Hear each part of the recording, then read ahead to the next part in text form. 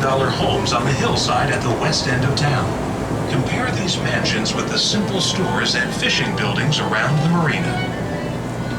High on a rocky hill overlooking the water, you'll see St. Brendan's Church with a pointed tower topped by a cross. Each year in June, boats gather at the foot of this hill to be blessed by the parish priest, a hallowed tradition in Rockport.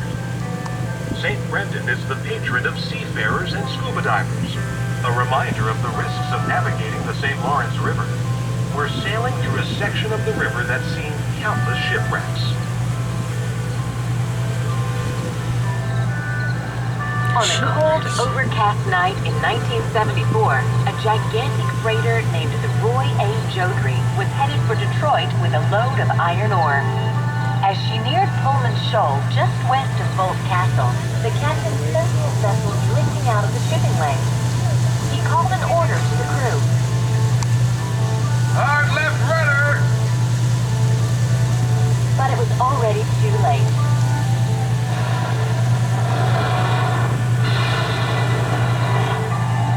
Three sharp bumps reverberated through the ship as she struck the rocks. Water began spraying from the forward ballast tank, which had been breached.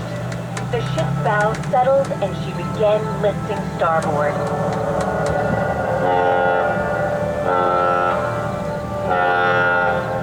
The captain blew the danger signal, awakening everyone on board.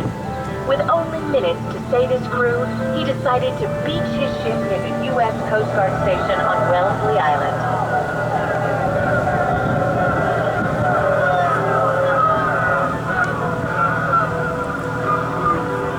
Soon after the last man had been removed, the Roy A. Jodrey sank in 80 meters or 200 feet of water.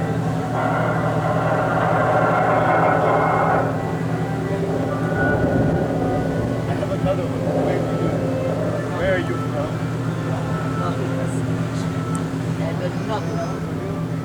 She rammed against the riverbed with such force that the impact could have been heard on the surface. Then every light on Wellesley Island went dark. The ship had severed a hydro cable. Backup generators allowed the Coast Guard to finish rescue operations. The Roy A. Jodrey still lies at the bottom of the St. Lawrence in deep, fast-moving water. Only the most experienced scuba divers risk visiting her today.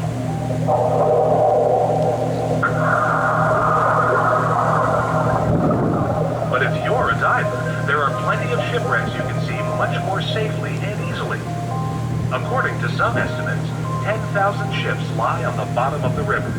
The oldest are little more than rotted wooden hulls.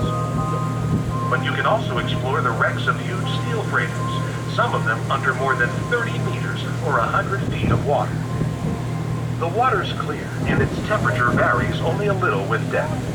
And there are all those bottles of smuggled booze to be found. Just remember, the river can be dangerous, but if you respect her, she'll reward you with unforgettable adventures.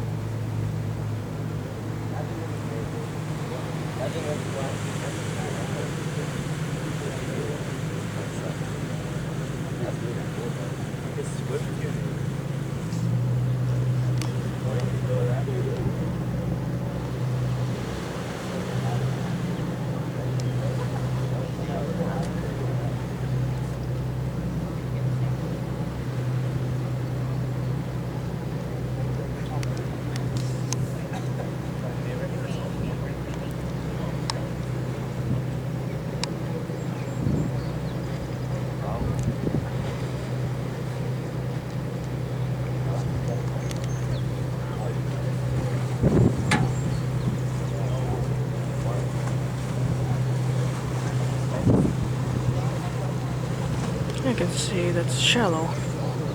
You almost see the rocks down there.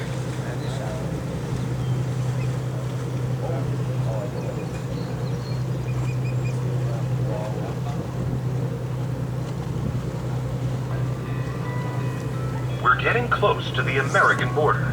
Look for a short footbridge between the Zavicon Islands off to your left.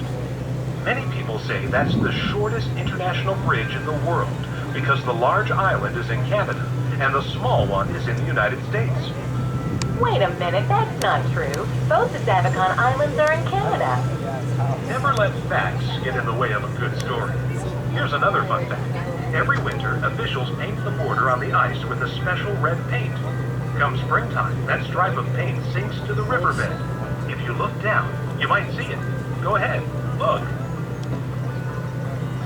No sign of it anywhere. That's another tall tale, honestly. Sorry, I love to see them look. Now we're in American waters. The big island ahead is Deer Island.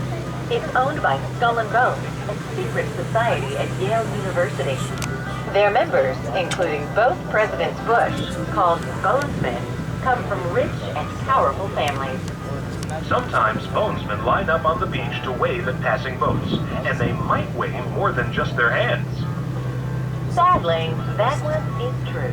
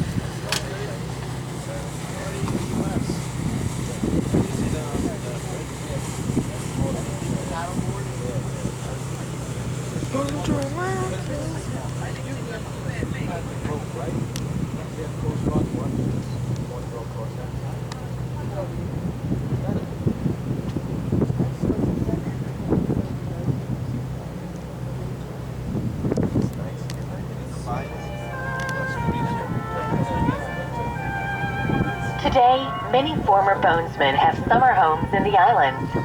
The Thousand Islands have a long history as a millionaire's retreat. More than 100 years ago, the Thousand Islands Country Club on Wellesley Island charged $100,000 just to join. That's where a man named George Bolt discovered the beauty of this region. Very shortly, we'll sail around Bolt Castle, the incredibly lavish island paradise that George Bolt built for his adored wife, Louise. It's the most romantic story in the history of the Thousand Islands.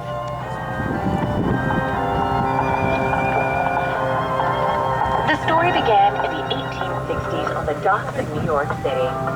Stepping off one of the ships was 13-year-old George Bolt, a new arrival from Prussia with only a few dollars in his pocket. He got a job in a hotel kitchen and quickly worked his way up to managing hotels and clubs. George was working in a club in Philadelphia when he met Louise Carrer, the owner's daughter. Louise was only in her mid-teens, but George already knew he found the woman he would call his beautiful princess. George and Louise married 1 year later and spent the next 26 years as constant companions, blissfully happy as long as they were together. In his business dealings, George truly believed that the customer is always right. One cold, wet night, Frito became his ticket to success when he was manning a hotel reception desk. Pardon me, my wife and I would like a room. The hotel was full, so George offered the gentleman his own room. That customer turned out to be William Waldorf Astor, one of the wealthiest men in America.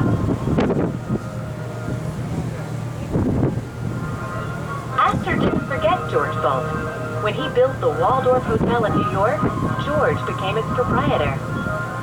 George introduced room service to the Waldorf, which grew to become the Waldorf Astoria, the world's largest and finest hotel. Louise helped George in his work, making sure the hotel was welcoming to women, both married and single. Soon, George had enough money to build an enormous hotel of his own in Philadelphia. Louise helped design the furnishings, caring for every room as if she lived there herself. George amassed a fortune. He earned $1 million a year from the Waldorf Astoria alone, and also had large incomes from other business ventures.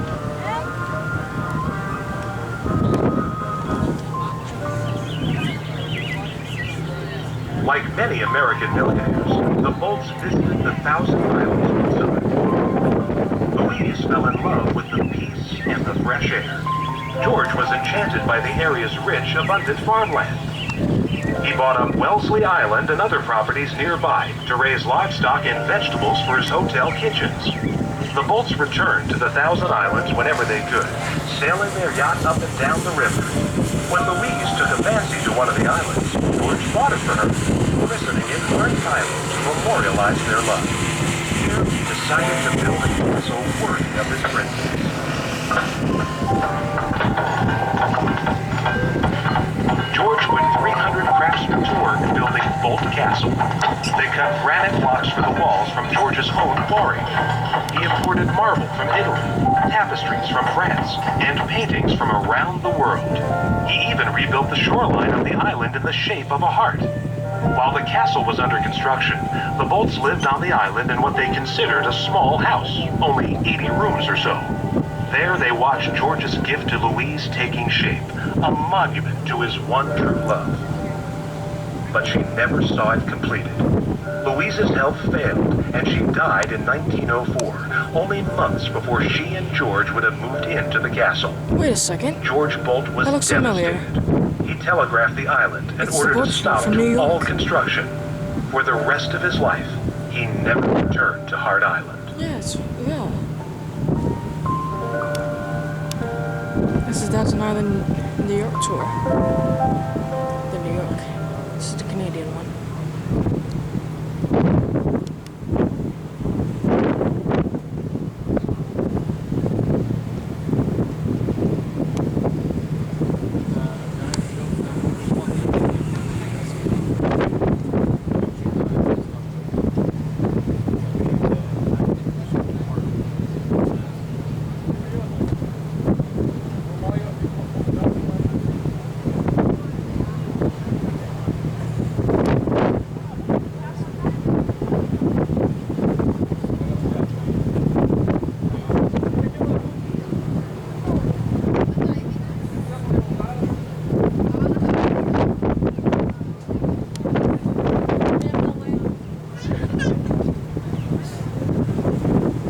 Oh, here it is.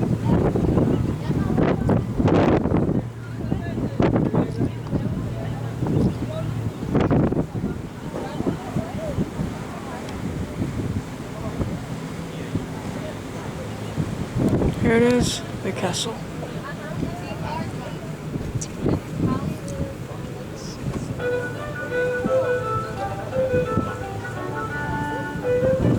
We're approaching Hart Island now.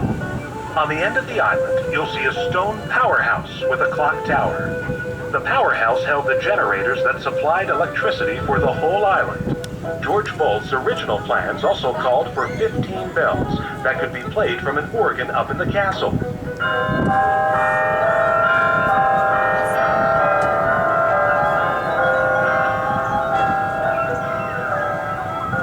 Between the powerhouse and the castle stands a tall, round tower. This was to have been an aviary that housed a collection of exotic birds. It would have included a tropical greenhouse with palm trees growing under glass. The Bolts accumulated 60 boats of all shapes and sizes, too many to dock at the island. On the far side of the channel, you can see the magnificent boathouse George built on Wellesley Island, with a tower and huge white doors. The main doors are tall enough to accommodate the masts of river steamers and yachts sailing in and out. Visitors today can see an enviable collection of boats from a far grander time. As we make our way to the front of the castle, look for an elegant archway modeled after the Arc de Triomphe in Paris. Guests at Hart Island would have made their entrance through this arch and docked in a lagoon, welcomed by the ringing bells. George Boldt spared no expense in building a home worthy of his cherished wife. Boldt Castle has 127 rooms, including a soaring marble entranceway and stately ballroom. 100 guests at a time could have dined and danced the night away. The music, laughter, and twinkling lights would have carried across the water to the small hamlet of Alexandria Bay. It was a dream that came so close to reality.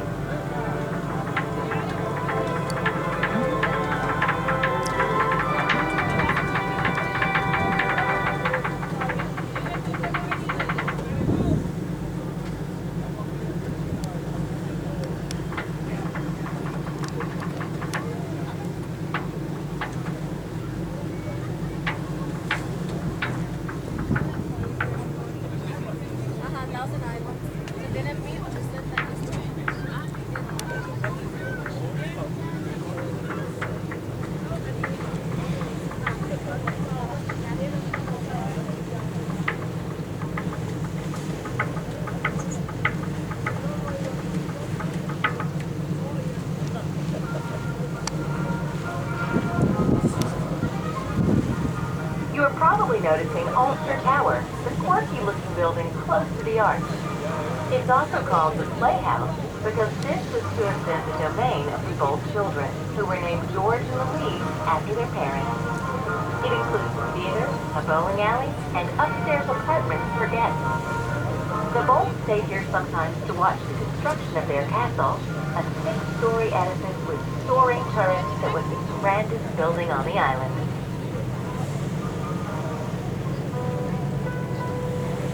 After Louise Boldt died, Hart Island sat neglected for 12 years until George passed away in 1918. After his death, the property was sold to Edward Noble, the industrialist best known for Lifesavers candy.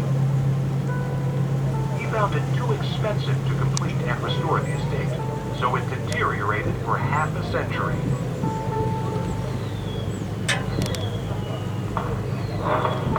The powerhouse burned down in 1939 when stray fireworks set its wooden shingles ablaze. Vandals sprayed graffiti everywhere. Local teenagers came over from the mainland to drink and party in the ruin. Then, in 1977, Cô đi diễn the rồi đi diễn Thousand của tôi. Islands Bridge Authority Biết có giải nữa là mình diễn với tôi mà. Noble's estate. Recognizing Boldt Castle as a local Diễn là the Bridge Authority embarked on a labor of love to finish George Boldt's dream and restore Hart Island.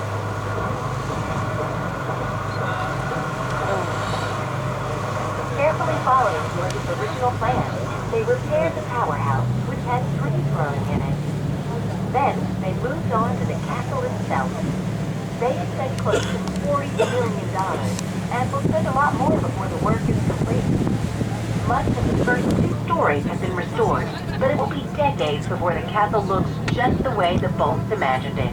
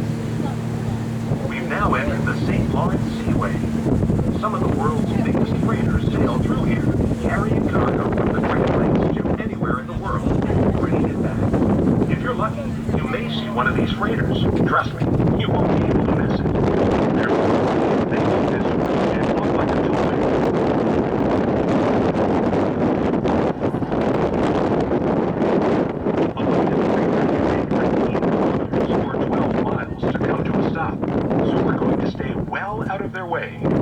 This is a good moment to appreciate the miracle of modern transportation and shipping that is the St. Lawrence Seaway. Some of the ships we'll pass might be in Toronto by tomorrow morning. Others might be heading to busy ports like Cleveland and Detroit through the canal system that bypasses Niagara Falls. The river here used to be too shallow for these huge vessels. Canada wanted to build a seaway for years. Then, in the mid-20th century, Canada proposed building one jointly with the United States. The U.S. stalled until Canada threatened to build its own shipping channel entirely within Canadian waters. That sealed the deal.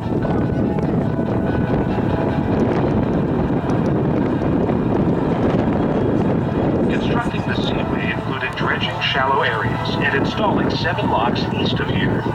These locks gradually raised the level of the river to 100 meters above sea level, or 300 feet.